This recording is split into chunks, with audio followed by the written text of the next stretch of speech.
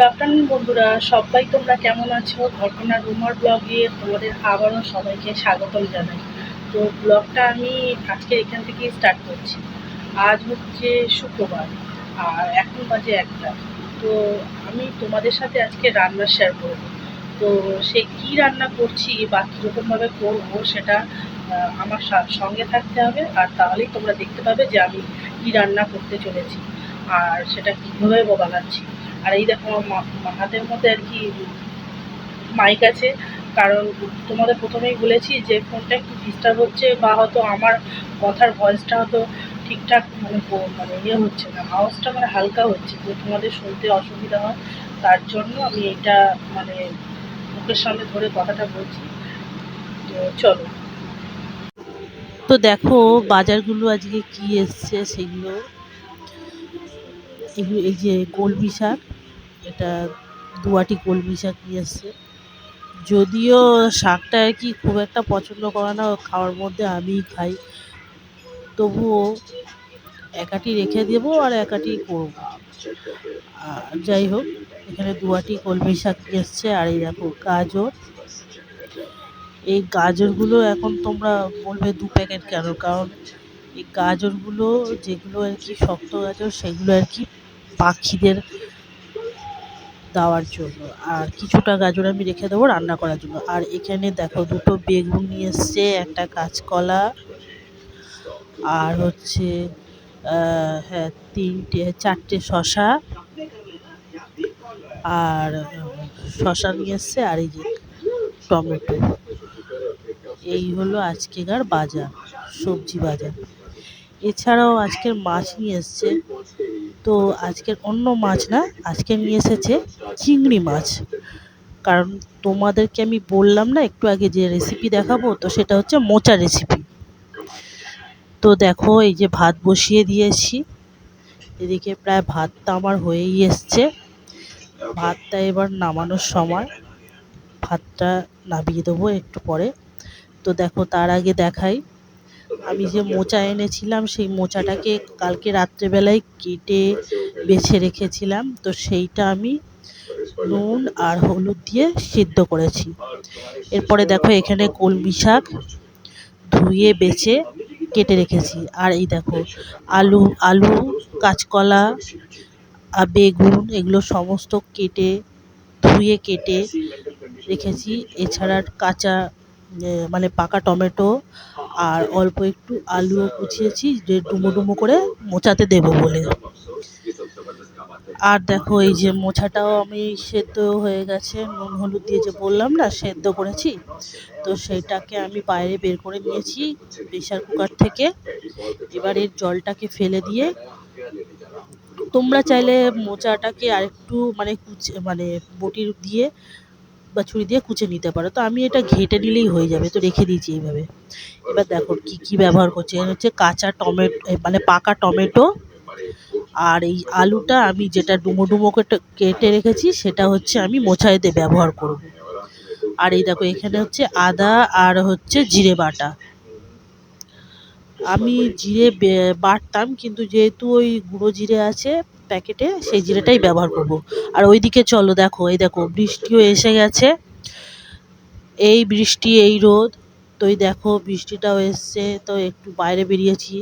তো দেখো চলো তাহলে রান্নায় যাই আবার। তো এই দেখো রান্নায় ফিরে আসলাম। এবার আমি গ্যাসটাকে ধরিয়ে নিই, মানে ওভেনটাকে জ্বালিয়ে নেবো আর কি, গ্যাসটা না ওভেনটাকে জ্বালিয়ে নিলাম। তারপর কড়াই বসিয়ে দিয়েছি, তা কড়াইটা যে গরম হয়ে যাবে আমি সর্ষের তেল দেব। তার আগে বলে নিই, ওই যে আদা বেটেছিলাম এর মধ্যে জিরে গুঁড়ো আর হচ্ছে কাশ্মীরি লঙ্কার গুঁড়ো আর 2-3টে শুকনো লঙ্কা আর 2-3টে তেজপাতা, এগুলো সমস্ত আমি একসাথে দিয়ে অল্প একটু জল দিয়ে আর হলুদ গুঁড়ো দিয়ে গুলে নেব। সমস্ত মশলাগুলোকে একসাথে আর কি পেস্ট করে একসাথেই গুলে নেব, তাতে কি হবে সুবিধা হবে। তো দেখো কড়া গরম হয়ে গেছে, এবার কড়ার মধ্যে আমি তেল দিয়েছি। এবার তার আগে বলি, এই যে তেজপাতা আর এই যে শুকনো লঙ্কা যেটা আছে সেটা আমি প্রথমে দেব। তারপরে সব মশলাগুলোকে একসাথে দিয়ে দেবো। আর আদাটাকে যেহেতু একটু অল্প জল দিয়ে বেটেছিলাম, তো ভাবলাম যে প্রথমে জল দিয়ে গুলবো, তারপর দেখলাম জল দিতে লাগবে না। তো যাই হোক, চলো স্টার্ট করি। চিংড়ি মাছটাকে প্রথমে একটু ভেজে নেব। খুব ভাজা হবে না চিংড়ি মাছ, ওই কড়াইয়ে দিয়ে দিলাম। এবার পরপর দেখো আমি এক এক করে সবই দিয়ে দেবো। এরপরে দেবো তেজপাতা, আর এই শুকনো লঙ্কাটা আগে দিয়ে দিচ্ছি। এই শুকনো লঙ্কা তেজপাতাটা দিয়ে এবার একটু নাড়িয়ে চাড়িয়ে দেবো। এবার নাড়ানো চাড়ানো হয়ে যাওয়ার পরে এই যে মশলাগুলো আছে, সেই মশলাগুলো সব একসাথে আমি কি করবো, এর মধ্যে দিয়ে দেবো। হলুদ গুঁড়ো, আগেই বলেছি, হলুদ গুঁড়ো, লঙ্কার গুঁড়ো, জিরে গুঁড়ো আর আদা বাটা। এরপরে নাড়িয়ে চাড়িয়ে এবার আমি যে ডুমো ডুমো যে আলুটা কেটে রেখেছিলাম মোচাতে দেওয়ার জন্য, এই যে বলেছি, সেই আলুটা আর এই টমেটোটা আমি একসাথেই দিয়ে দেবো। এটা কি বলো তো, আমি আলুটাকে ভেজে দিতে পারতাম আলাদা করে, কিন্তু আমি আর আলাদা কিছু করিনি। যেহেতু একটু দেরিতে রান্না বসিয়েছি, চটজলদি হয়ে যাবে, আর বিশ্বাস করো খেতে স্বাদ কিন্তু কোনো কম হবে না। তো দেখো সব দিয়ে দিলাম, এবার আমি একটু ঢাকা দিয়ে দেবো। এবার একটু ঢাকাটা দিয়ে এই 1 মিনিট 2 মিনিট পর এবার দেখো ঢাকাটা খুললাম, তো দেখো তেলটা ছেড়ে গেছে। দেখো তেলটা ছেড়ে গেছে আর হালকা হালকা ভাজাও হয়ে এসছে। তেলটা ছাড়ার পরে এবার আমি এখানে একটুখানি জলের মধ্যে অল্প গরম মশলা গুঁড়ো, তোমরা চাইলে গোটা গরম মশলাও গুঁড়ো মানে বেটে ব্যবহার করতে পারো, তো আমি গুঁড়োটা ছিল গুলে ব্যবহার করছি, তাড়াতাড়ি হয়েও যাবে। আর সময় যেহেতু কম, ওই যে বললাম, তার জন্য। তো যাই হোক, ওগুলো দিয়ে সমস্ত নাড়িয়ে তারপরে মোচাটাকেও দিয়ে দিলাম। এবার মোচাটাকে দিয়ে ভালো করে একটু নাড়িয়ে চাড়িয়ে দেব। দেখো আমি এখনো পর্যন্ত কিন্তু জল টল কোনো ঢালিনি, মানে এখনো পর্যন্ত আমি জল ব্যবহার করিনি। এরপরে আমি নুনটা দিয়ে দিলাম স্বাদ মতন। আর ওই যে গরম মশলা যেটা তোমাদেরকে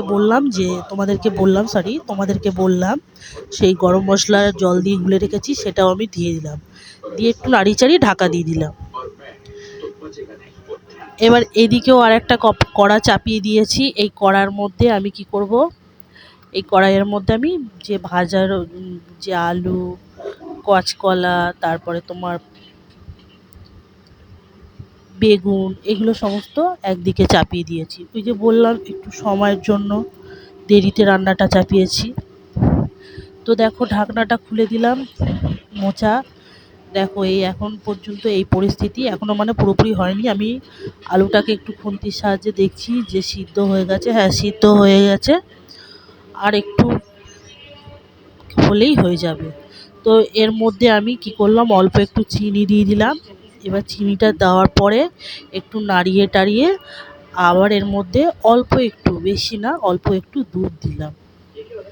দুধটা দিয়ে দিলাম ওই যে জলের পরিবর্তে, ওই যে তোমাদের বললাম যে আমি জল ব্যবহার করিনি, তো আমি একটু এর মধ্যে দুধটা দিলাম দুটো কারণ। একটা হচ্ছে জলের কাজ তো করবে, তাছাড়া এই দুধটা সব থেকে দিলাম কারণটা হচ্ছে এর স্বাদটাও আরও দুগুণ হয়ে যাবে। তো দুধটা দিয়ে এবার নাড়িয়ে চাড়িয়ে ঢাকা দিয়ে দেবো। তো দেখো ঢাকা দিয়ে দিলাম। এবার তো দেখো এই ভাজাগুলো বসিয়েছি, ভাজাগুলো প্রায় হয়ে এসেছে। এবার এইগুলোকেও নামিয়ে নেব। হ্যাঁ, ভাজাগুলো হয়ে গেছে। তো এই ভাজাগুলোকে আমি তুলে নিয়ে এবার এরপরে আমি আবার বেগুন ভাজবো, শাক ভাজবো। তো যাই হোক, ওদিকে ওইটা বসিয়েছি, আবার এদিকে এইটা বসিয়েছি, যাতে আমার তাড়াতাড়ি হয়ে যায় সময়ের মধ্যে। তো আলু আর কলাটা ভাজা হয়ে গেছে, কাঁচকলা ভাজা আর আলু ভাজাটা হয়ে গেছে। এবার আমি বেগুনটাও দিয়ে দিলাম।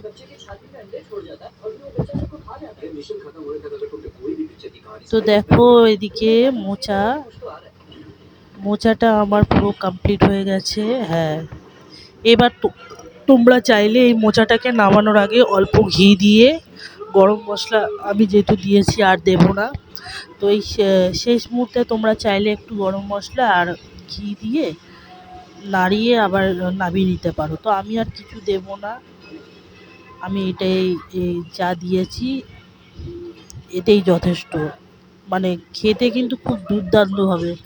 মানে আমি তোমাদের তোমরা একবার করে দেখলে না এরকম তাড়াতাড়িও হয়, মোচাটাকে যেহেতু সিদ্ধ করে নিই তাড়াতাড়িও হয়। আর এদিকে দেখো আমি কলমি শাক কেটে রেখেছি, সেইটাকে আমি এবার ভেজে নিচ্ছি। বেগুনটা ভাজা হয়ে গেছে, আমি ওটা নামিয়ে নিয়েছি। এবার আমি শাকটাও ভেজে নিচ্ছি। কি বলতো, দুদিকে দুটো বসিয়ে দিয়েছি, তাড়াতাড়ি হয়ে যাবে। তো এবার এর মধ্যে দেখো অল্প হলুদ একটু, যেহেতু শাক তো একটু না অল্প হলুদ দিই, নাহলে ভালো লাগে না আমার। তো অল্প একটু নুন আর হলুদ দিয়ে এটাকে কি করবো, একটু নাড়িয়ে ছাড়িয়ে আবার ঢাকা দিয়ে দেবো।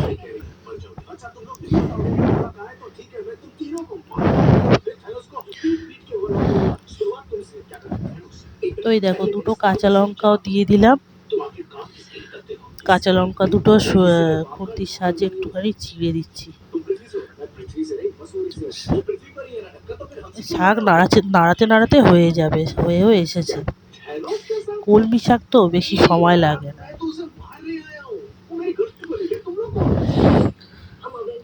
আচ্ছা, এবার দেখো ঢাকাটা দিয়ে দিলাম। শাকটা ততক্ষণ হোক। ঢাকা খুলেই দেখো শাকটা অলমোস্ট ডান হয়ে গেছে শাকটা।